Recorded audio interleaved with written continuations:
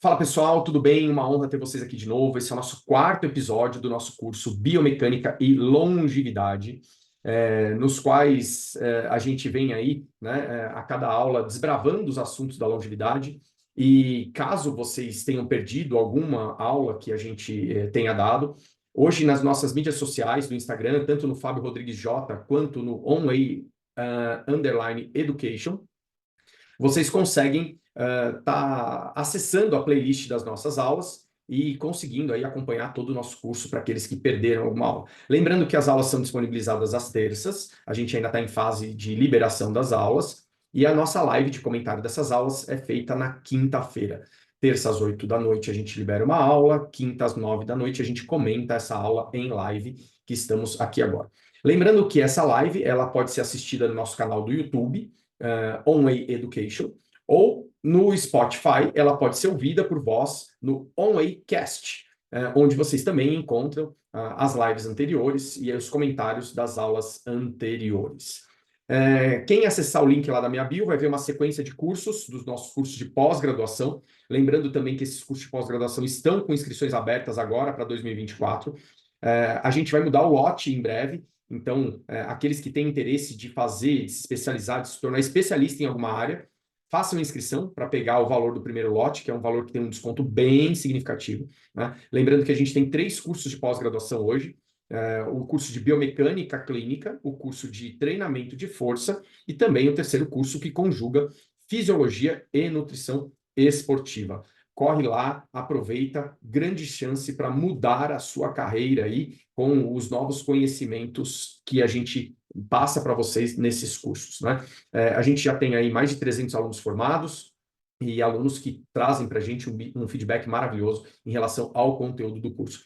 Vocês estão em dúvida? Perguntem para os nossos alunos. Hoje é a nossa maior propaganda, não pergunta para mim, não. Pergunta para quem fez o curso e vê o que ele achou, né? A gente tem aí uma legião de pessoas satisfeitas com os nossos cursos de pós-graduação. Bom, pessoal, sem delongas, vamos dar continuidade aqui ao nosso conteúdo. E eu vou começar falando de uma experiência que eu tive hoje, né, com um grande amigo, né? Vou até citar o nome dele aqui, o Ale, que me encontrou de manhã e falou assim: puta, tô assistindo lá a sequência das aulas de coluna e tô achando interessante, porque eu nunca tinha ouvido falar nessa história de manter a pressão intraabdominal e intratorácica. E é por aqui que eu queria começar, né? Lembrando que no nosso episódio 3, que já está lá disponível, caso vocês tenham perdido, a gente discutiu o sistema de cantilever, né? O que é o sistema de cantilever? É um sistema de alavanca que a coluna faz. Então, como muitos aqui me ouvem por voz e não por vídeo, eu não vou gesticular e vou tentar convidar vocês a lembrarem na imaginação o que é um sistema de alavanca, né? Então, imagina que eu estou lá com os braços cruzados em pé, né? E eu resolvo inclinar o meu tronco à frente por uma flexão do meu quadril. Então, quando eu inclino o meu tronco à frente, o meu tronco pesa para frente e se eu não tomar cuidado, eu caio para frente, né? Esse é o sistema de cantilever.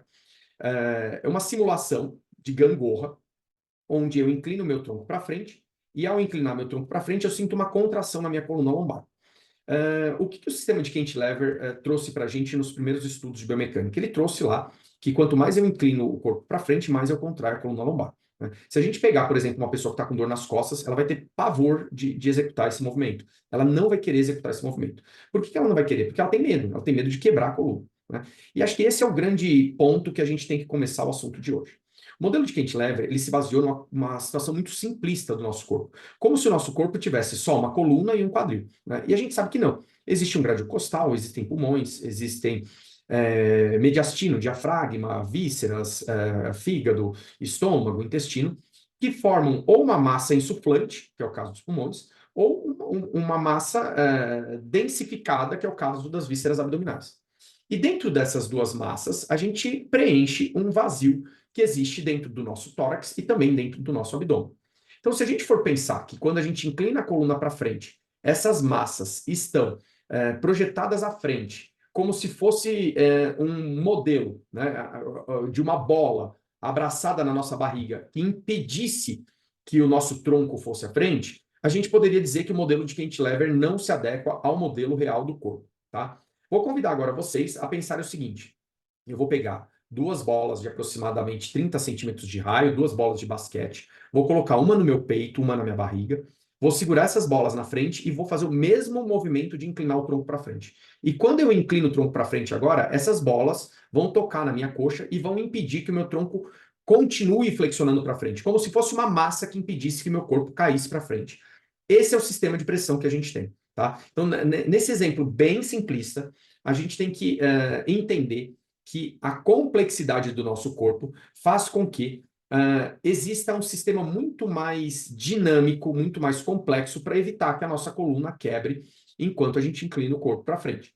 Aí vocês vão me perguntar, mas Fábio, por que então a minha coluna quebra? E eu vou responder, porque a gente não tem o processo coordenativo adequado para manter esse sistema íntegro, esse sistema vivo.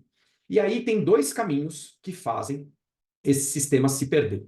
O caminho número um que eu vou citar é o caminho do sedentarismo. Você para de usar a respiração, você para de usar a contração de estrangulamento do abdômen, você para de usar a contração do seu assoalho pélvico, você respira com padrão de tórax e não com padrão de abdômen, e o seu sistema de bomba fica ineficiente. O seu sistema de bomba torácica, o seu sistema de bomba abdominal começa a ficar ineficiente. Ficando ineficiente, a sua coluna vertebral fica mais vulnerável. E ficando mais vulnerável, ela entra em processo degenerativo.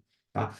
Esse é um caminho teórico que já foi comprovado, que uma vez que você não tem a força na coluna vertebral, ela começa a se degenerar.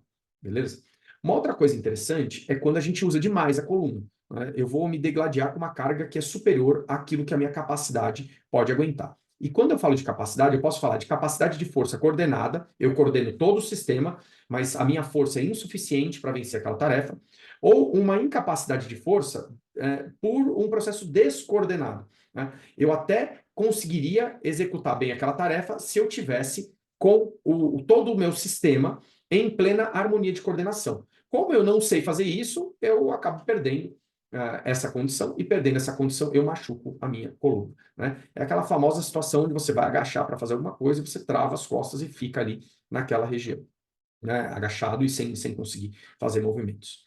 E então me diz uma coisa, como é que funcionaria esse sistema de bomba, né? Então, esse sistema de descompressão na coluna funcionaria por dois mecanismos. Na parte do tórax, por insuflação do pulmão, e na parte do abdômen, por estrangulamento de vísceras. Professor, o que já se sabe disso? Já se sabe muita coisa a respeito disso. Sabe-se, por exemplo, que quando você aumenta as pressões intraabdominais e torácicas, a compressão nas vértebras diminui. Sabe-se que quando a gente faz esse tipo de aumento de pressão intraabdominal e torácica, a contração dos paravertebrais diminui. Olha que interessante. Se eu estiver inclinando o tronco à frente sem pressão intraabdominal e torácica, eu preciso de muita força dos músculos paravertebrais, dos músculos lombares, para não deixar meu tronco cair para frente. Se eu aumentar essa pressão e criar uma massa de contenção anterior, eu posso relaxar um pouco os músculos da coluna, né? Eu vou até usar um termo diferente, eu posso contrair menos os músculos da coluna para conseguir manter o meu tronco em sustentação inclinada. Então, olha que interessante. Pensando numa vetorização de força, se eu não tiver uma contração tão exacerbada dos paravertebrais, consequentemente, eu não tenho uma força resultante de compressão na coluna. Então, vejam que esse sistema de bomba, ele é bastante eficiente para permitir que a nossa coluna possa, sim, inclinar à frente, para permitir que a nossa coluna possa fazer movimentos amplos sem sofrer com as degenerações do disco intervertebral ou das suas facetas articulares. Professor, me diz uma coisa, dentro desse sistema, eu preciso manter a minha curvatura fisiológica? Aqui eu também estou dentro de uma pergunta que eu costumo chamar de pergunta de $1 milhão, né? Isso depende demais da sua capacidade de força passiva, a capacidade de força dos seus ligamentos, do seu disco, e também da condição de saúde da sua coluna num aspecto geral, que é a relação de força aplicada diante de uma determinada tarefa. Então, vamos tentar simular umas coisas aqui para que vocês entendam melhor no aspecto didático.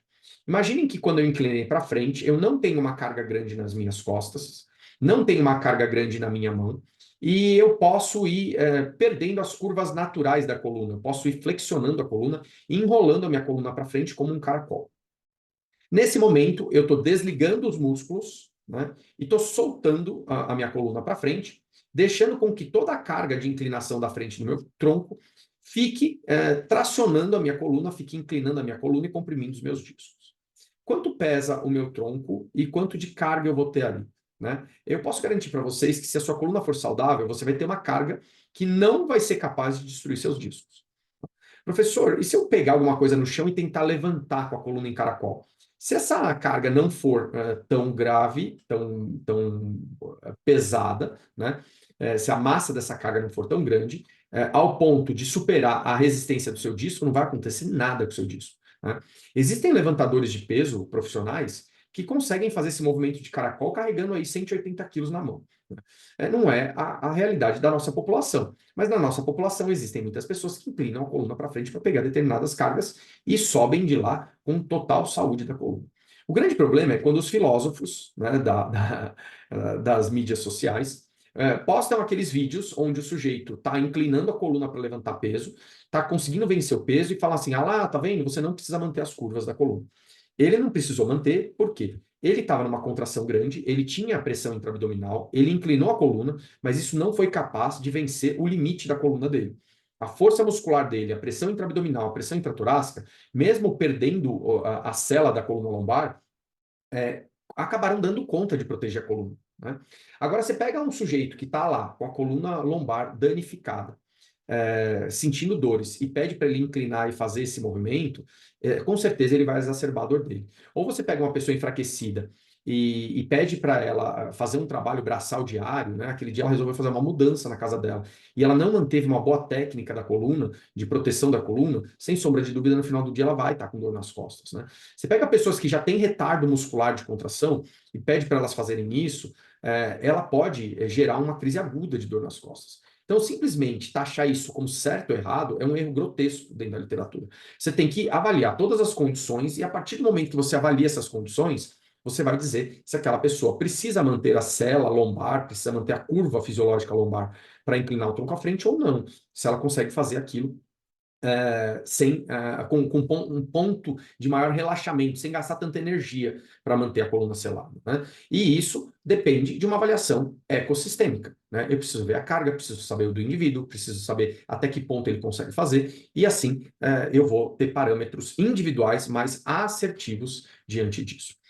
Se a gente tentar criar uma regra aqui, pode, não pode, aquelas discussões ridículas que você vê no Instagram, a gente vai jogar dados e a gente vai entrar em curva de Gauss, né? 25% morrem, 25% não morrem, 50% podem sair feridos, né? Então, a gente tem que tomar muito cuidado quando a gente quer ser muito assertivo e binário, né? Ou tudo ou nada, numa condição de extrema variabilidade, que é o controle motor, que é a biomecânica. Beleza? Bom, pessoal, então, se vocês entenderam essa parte, né? A gente passou para frente aí no nosso modelo, onde eu mostrei lá para vocês na aula como é que a gente cria as pressões, né?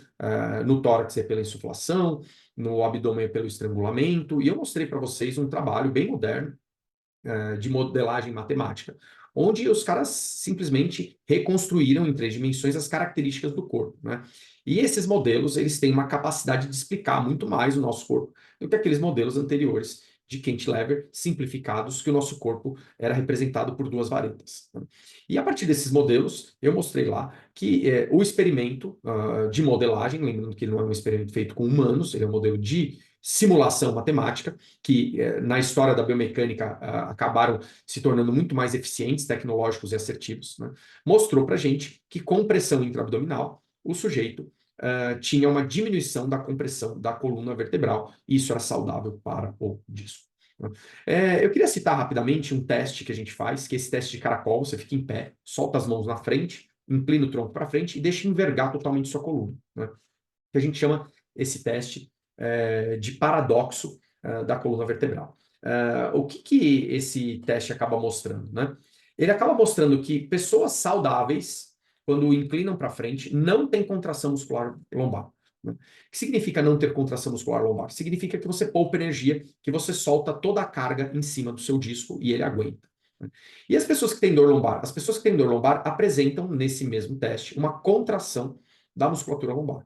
Por que eles contraem a musculatura lombar? Justamente para que os músculos gerem um mínimo de proteção nesse disco que hoje sofre, hoje padece de um processo degenerativo. Então, olha que interessante. Quanto mais degenerado for seu disco, mais você vai usar o músculo para proteger ele. E quanto mais você usa o músculo, mais você gasta energia. Se você estiver diante de uma tarefa estafante, por exemplo, você for entrar numa aula de HIIT, uma aula de CrossFit, você já tem dor lombar. e esse músculo já está contraindo mais do que o normal para proteger sua coluna, você é um forte candidato a entrar em fadiga. E aí você cai de novo naquele ciclo bionegativo que eu falei. Cada vez que você tenta contrair para proteger, você cansa mais do que o normal. Cansando mais do que o normal, você entra em fadiga, você fica ineficiente na contenção, você fica mais propenso à lesão. Bom, pessoal, uma outra coisa que eu abordei na aula foi a relação de antecipação da coluna vertebral durante os movimentos de braços e pernas. Isso daqui também é uma coisa bastante interessante, né? Hoje a gente sabe que em um sistema eficiente, os músculos responsáveis pelo aumento de pressão intraabdominal contraem contraem para criar um ambiente favorável. Eu vou reformular, contrai antecipadamente para criar um ambiente favorável para movimentação de braços e pernas. O que significa isso? Imaginem vocês que eu vou levantar os braços para a lateral ou para frente, e previamente a isso, eu vou criar um ambiente central firme, aumentando pressão na minha coluna, para que as minhas escápulas possam se ancorar e formar um alicerce eficiente para que o meu braço se movimente, né? Então, hoje a gente sabe, e existem bastante relatos, que se você não tiver uma boa eficiência disso, você pode quebrar a coluna lombar.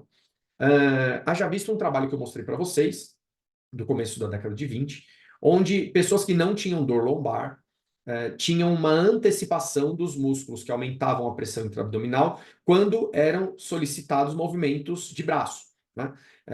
Quando medido lá através do sistema de eletromiografia, esses caras mostravam que primeiro eles contraem o centro, aumentam a pressão, para depois começar a levantar o braço.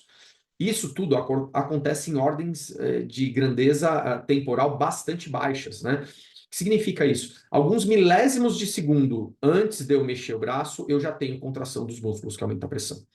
E isso não acontece em pessoas que têm dor lombar. As pessoas que têm dor lombar não conseguem antecipar a sua contração em relação ao movimento dos braços.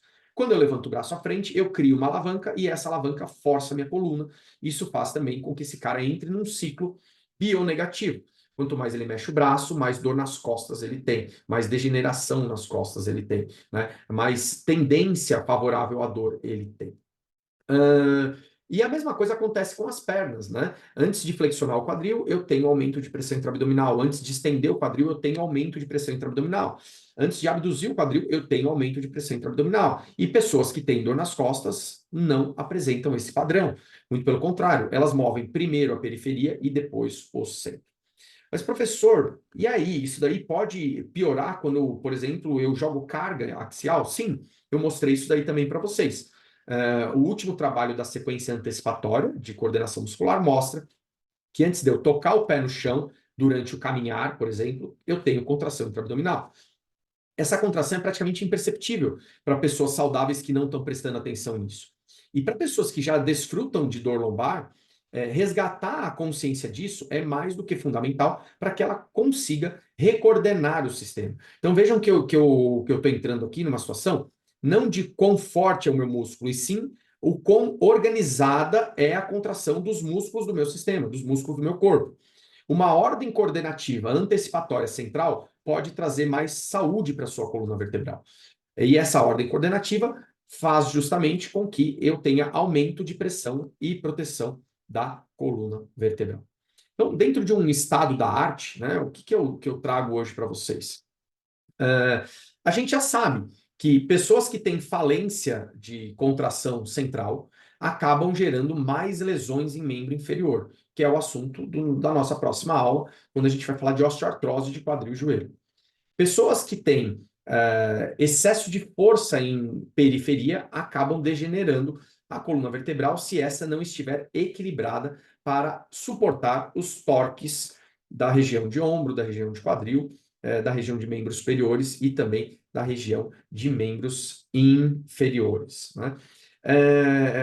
A gente já conhece, né, trabalhos que mostram que quando você fortalece o centro, quando você fortalece o seu core, né, você melhora a sua dinâmica de membro inferior. Isso também é uma coisa bastante interessante. As pessoas que melhoram a contração central começam a ter mais força de braços e pernas, principalmente quando tem a adequação coordenativa necessária. E esses achados mostram claramente para a gente que quanto mais a gente contrair, quanto mais a gente tiver habilidades de coluna vertebral, mais a gente pode ter habilidades relacionadas aos membros, à eficiência de movimento do nosso corpo, né? Lembrando mais uma vez que praticar atividade física promove uma melhora da dor na coluna vertebral. E a gente vê aqui que treinamento de força já foi comprovado como um ato eficiente para melhora das lesões, para melhora da dor da coluna vertebral. E o estado da arte hoje nos mostra algo bem diferente que a gente viu há algumas décadas atrás, onde o sujeito que tinha dor nas costas era orientado a ficar em repouso, a não fazer a atividade física. Lembrando aqui, né, gente, não é o nosso foco falar de neurociência da dor. Lembrando que a dor ela é multifatorial, ela pode não vir de uma condição patológica da coluna, de uma condição degenerativa. E lembrando que a atividade física pode favorecer e muito o processo neurofisiológico de controle da dor. Porém, existem também algumas linhas hoje na literatura e também nas mídias sociais que me preocupam bastante. Quando as pessoas ouvem, faça atividade física e melhore suas dores, elas se atiram na atividade física. Se atira em qual sentido? Agora eu vou fazer atividade física porque isso vai fazer com que eu tenha uma melhora da minha dor. Se eu tiver um processo de degeneração da coluna, se eu tiver um processo neurocoordenativo afetado, se eu tiver um processo compensatório de ajuste ao ponto de proteger a minha coluna, eu tenho que tomar muito cuidado com esse tipo de informação. Se atira na atividade física que vai dar tudo certo, né? Um alívio de dor acontece diante de uma cascata neurofisiológica, assim como a exacerbação de uma dor. Agora, pensar que a biomecânica explica a neurofisiologia da dor significa não entender de biomecânica. A biomecânica não se preocupa em momento algum em explicar a neurofisiologia da dor. A biomecânica se preocupa em explicar os fatores físicos relacionados ao movimento. E quando eu tenho uma alteração biomecânica, uma alteração de parâmetros biomecânicos desfavoráveis à preservação do sistema, eu vou degenerar o meu sistema. E degenerando o meu sistema, eu crio um ambiente eficiente para gerar uma dor nociceptiva, uma dor provinda de um estímulo nocivo, tá? Então, quando eu tenho, por exemplo, um paciente com fibromialgia, que recebe informação, olha, você é sedentário, você é fibromiálgico, e essa sua dor pode melhorar com atividade física, eu tenho que tomar muito cuidado antes de prescrever atividade física para saber se esse sujeito vai suportar as cargas daquela atividade. Uma vez que eu não tenha uma condição favorável, eu posso não ter uma dor provinda de um sistema degenerativo, uma dor nociceptiva, e posso, na tentativa de melhorar a qualidade de vida dela com prescrição de atividade física, gerar um efeito degenerativo e gerar uma dor nociceptiva. E esse indivíduo passa a ter uma dor nessa condição associada. Ele vai ter uma dor neurogênica e ele vai ter também uma dor nociceptiva. Olha que interessante. Simplesmente entender esse ecossistema complexo como algo simples e dizer, vai fazer atividade física que tudo melhora, pode expor uma pessoa ao risco. É por isso que, antes de prescrever atividade física para pessoas que têm dor, seja na coluna lombar ou seja em qualquer outra parte do corpo, a gente tem que tomar muito cuidado com o ecossistema que a gente está trabalhando e contar sempre com a ajuda de bons profissionais para estar fazendo isso. Um último ponto, ainda relacionado a isso, é quando a gente pensa em qual sistema fortalecer primeiro. Se eu pudesse dar uma dica de ouro para vocês aqui, eu diria: a primeira parte do seu corpo que precisa de um fortalecimento e de uma boa eficiência é a sua coluna vertebral, né? É o seu sistema central. Por uma sorte muito grande, no começo da década de 20, a gente teve aí um boom da história do core abdominal, né? E a gente tem que lembrar que o core não é abdominal, o core é torácico e abdominal. Então, o core abdominal ele foi até taxado como classificatório pela literatura e por muitos métodos, muitos teóricos, como uma região abdominal, e as pessoas tentaram ali no core descrever músculos característicos do core. A triste notícia é que o core é muito mais complexo que isso. Envolve um conjunto muscular muito maior do que aqueles descritos primariamente, né, na literatura e diante dos modelos teóricos. E é uma coisa altamente dinâmica. Dinâmica no sentido de contrair o core gasta energia e o corpo é feito para poupar energia. Se eu quiser contração total do core, eu não vou aguentar ficar muito tempo ali. É por isso que o core trabalha em plena harmonia de sincronicidade com os meus membros. E aí, eu costumo dizer que é bastante difícil e leviano tentar classificar músculos do core quando você tem um conjunto imenso de músculos contraindo para orquestrar esse sistema. Logo, pensem com muito carinho que o core, se é assim que a gente quer chamar, é um sistema complexo que envolve região infraabdominal, entre os diafragmas, né? Diafragma torácico e diafragma pélvico, e também insuflação dos pulmões. Tudo isso em plena harmonia coordenativa com membros superiores e membros inferiores. Logo, definir core é definir uma orquestra de movimento e não falar de um conjunto de músculos sistêmicos.